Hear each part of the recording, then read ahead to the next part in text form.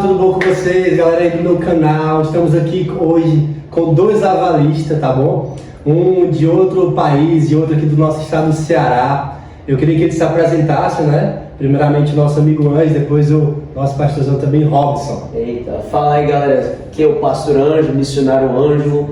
Eu sou lá dos Estados Unidos da América, sou nascido no Havaí, onde tem as ilhas e as praias. Nasci no Havaí, mas com 12 anos de idade, saí do Havaí com meus pais, fomos chamados para o Brasil e, para a glória de Deus, temos mais de 18 igrejas na região. Uau. E estamos aqui abrindo escolas cristãs. Então, sou havaiano, mas também sou americano, mas também sou chinês, né?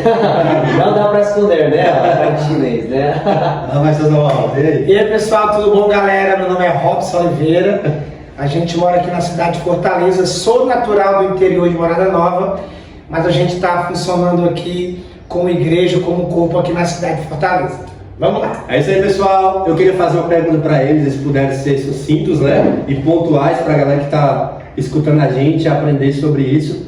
Eu queria perguntar para vocês, para você, como nós podemos viver um avivamento? Como podemos viver um avivamento?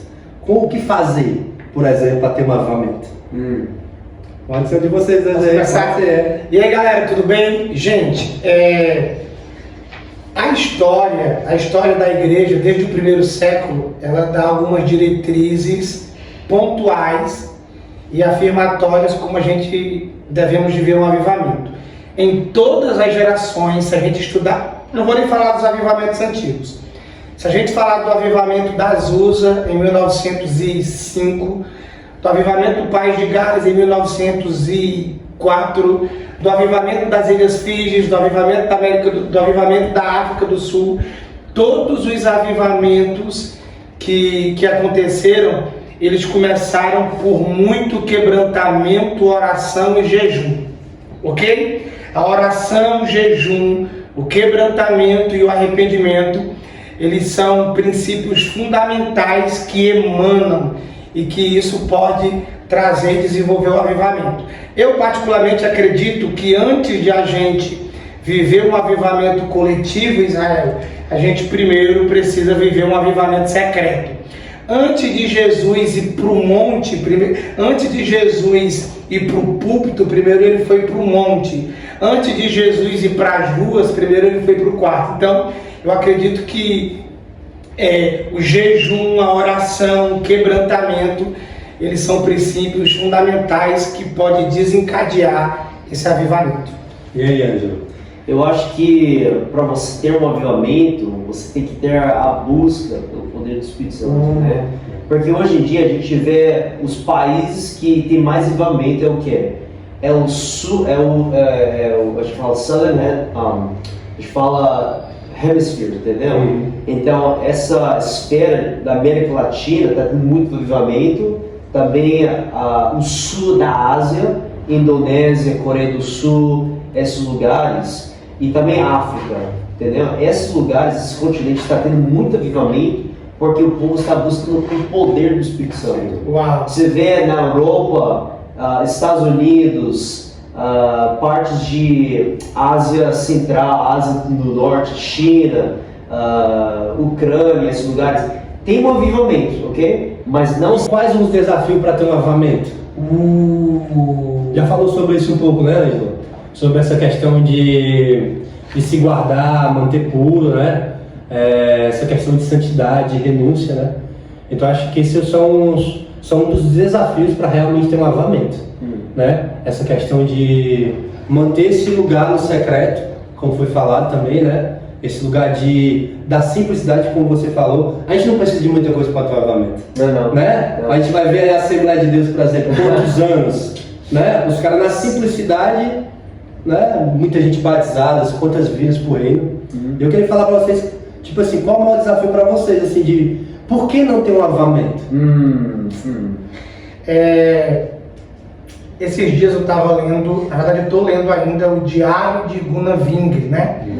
Que foram os pioneiros da Assembleia de Deus. Os dois são suecos, né?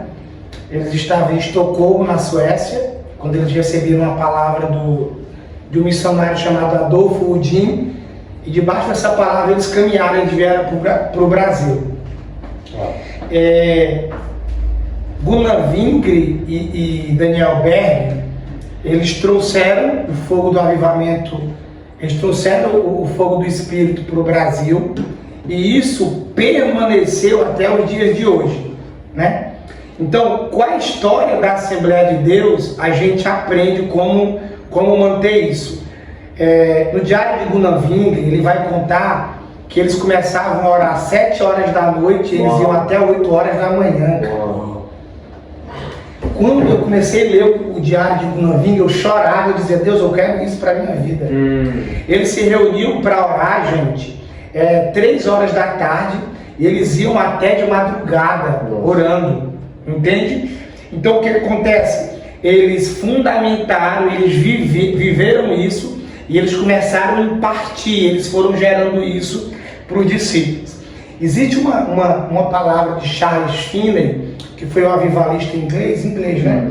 Ele diz que todo declínio espiritual começa com a negligência da oração. Meu Deus. Todo declínio espiritual, nenhum coração ele pode desenvolver-se bem sem a oração, e não há nada, Israel, que possa compensar a falta dela. Então o que acontece? Dos últimos 20 anos, exemplo, quando eu converti em 2006, em 2011 eu comecei a ir para os círculos de orações. Eu me lembro que os círculos de orações que eu ia era lotado de gente. Hoje, quando você vai para os círculos de orações onde as pessoas oram de verdade, não tem mais gente, as pessoas não oram mais, quer dizer, uma boa parte não oram mais. Meu Deus. No lugar dos círculos de orações, eles estão fazendo culto. Eles estão fazendo culto, eles inverteram. Tanto que quando a gente começou o nosso círculo de oração, a minha esposa disse, a gente não vai fazer culto. Tem que ser um momento de intercessão. Intercessão, oração, não por ser 50 minutos de adoração. Tem que ser oração. Oração pentecostal. Isso. E um desafio interessante, quando as pessoas começam, homem de Deus e mulher de Deus, ele não cai, ele vem caindo, ok? São processos. São o processo, pouco a pouco. Então, Satanás, ele não tem armas contra a igreja, mas as armas que ele tem somos nós que fornecemos. Quais são elas? Distração, divisão e desvio. Primeiro ele nos distrai, depois ele nos divide, depois ele nos desvia. Uau, DDD. Cara, DDD. Qual é o DDD do Satanás? Ângelo, a gente nunca teve tanta distração, cara. E pra gente que somos itinerantes, eu percebi isso na minha vida.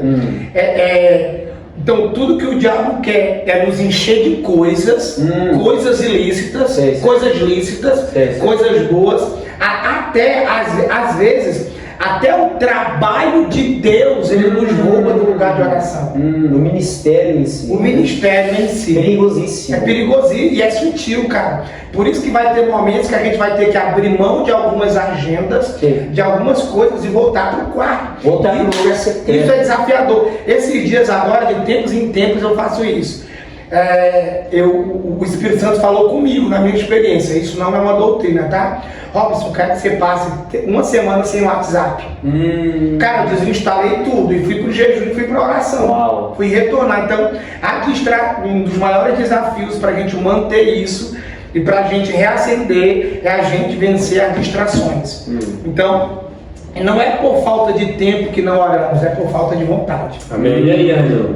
Quais os desafios para se ter um avivamento? Uau, então eu vou falar sobre. Então, o que o pastor Robson falou foi muito bom, foi raiz, foi essencial. Agora vamos para estruturas e organizações. Okay? Uau. Vamos lá para vamos pegar Estados Unidos e Europa. Porque as igrejas de lá, aqui não estou falando sobre todas, mas a maioria das igrejas não tem avivamento, são reformados, luteranos, metodistas, batistas, não